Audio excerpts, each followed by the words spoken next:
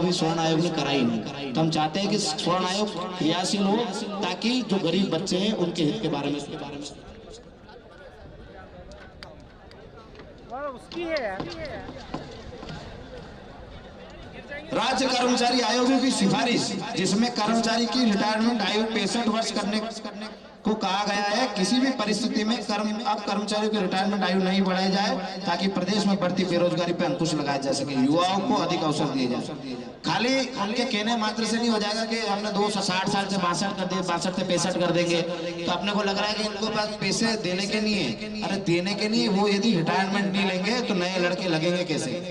तो कहीं ना कहीं रोजगार के ऊपर सीधा सा प्रहार है। तो हम चाहते हैं कि उनकी जो भी व्यवस्था है वो सरकार करे, पर उनकी जब उम्र पूरी हो जाती है तो उनकी जगह नए लोगों को लाया जाए ताकि वो नए लोग रोजगार पा सके। गौ माता को राष्ट्र माता का दर्जा दिया जाए और गौशालाओं में जो भी समस्या, यानी क्या समस्या है मालूम? क्या समस्या? पहले गौ माता के लिए 20 रुपए आते थे महीने के, आज 5 रुपए आ रहे हैं। 5 रुपए में गौ माता का पेट भर सकते हैं? नहीं भर सकते। तो गौशालाओं में कम से कम जितना उनका खर्चा आता है उतना तो दिया जाए। और जो गौमूत्र और गोबर है उसको सरकार खरीद के कहीं ना कहीं अच्छी जगह लगाए, खाद सामग्री हो या गौमूत्र से भी बहुत सारी चीजें होती है। अपने गैस भी के चूल्हे भी चलाए, गैस भी उत्पन्न हो सकती है गौ माता के गोबर से। तो उसके लिए व्यवस्थित रूपरेखा बना के गौ माता के लिए नियम कानून बनाए और माता को, गौ माता को राष्ट्र माता का दर्जा दिया। अब एक मालूम तो है, जैसे अपने मुख्यमंत्री जी 4-5 बार घोषणाएं कर चुके हैं, पद्मावत मूवी में जितने भी मुकदमे हुए वापस लिए जाते हैं, पर अभी तक नहीं हुए। तो हमने फिर कहा कि पद्मावती फिल्म के विरोध में वह किसान आंदोलन में जितने भी दर्ज मुकदमे हैं वो वापस लिए, क्योंकि किसान भी हमारे आपस के ही थे, हम में से ही थे। तो पद्मावत मूवी और किसान आंदोलन में जितने भी मुकदमे दर्ज हुए थे वो वापस लिए जाए सरकार के द्वारा, क्योंकि अनीति के द्वारा वो मुकदमे बनाए गए थे। वो अन्याय और अत्याचार के खिलाफ लड़ रहे थे। उन लोगों पे भी आप मुकदमा करोगे तो अन्याय और अत्याचार के खिलाफ लड़ेगा कौन? इस तानाशाही को हम नहीं झेलेंगे, इसलिए इन सारे मुकदमों को वापस लिया जाए।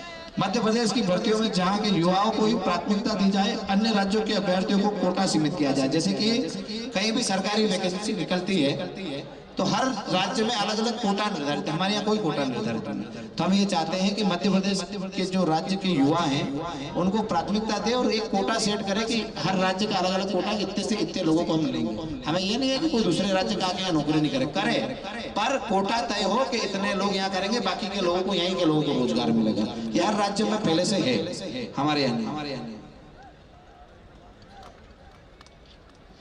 महंगाई कर्मचारियों को दी जा रही पदोन्नति के साथ उन्हें उनके साथ अधिकार व सुविधाएं भी दी जाए। कर्मचारियों की पेंशन पुनः चालू की जाए। अब कर्मचारियों की पेंशन बंद कर दी और उनको क्या है कि गेट पे तो मिल रहा है पर ग्रेड नहीं बढ़ रही। मतलब आपको टीआई हो, एसआई हो, मतलब 1 स्टार हो तो 2 स्टार बना दिया, पर वो कागज में 1 स्टार नहीं लिखा हुआ। तो हम चाहते हैं कि उनकी ग्रेड पे बढ़ाई जा रही है, मतलब जो उनकी ग्रेड पे बढ़ाई जा रही है उनकी ग्रेड भी बढ़ाई जाए। ये पुलिस कर्मियों के लिए मांग है और उनकी पेंशन भी चालू की जाए।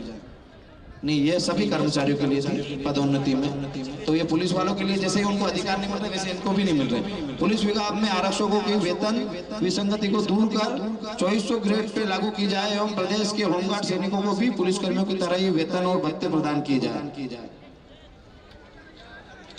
सरकारी स्कूलों की कार्य प्रणाली में सुधार कर शिक्षा का स्तर सुधारा जाए और प्राइवेट स्कूलों की मशीनरी स्कूलों की तानाशाही समाप्त कर फीस नियंत्रण रखे एक कमेटी बनाई जाए।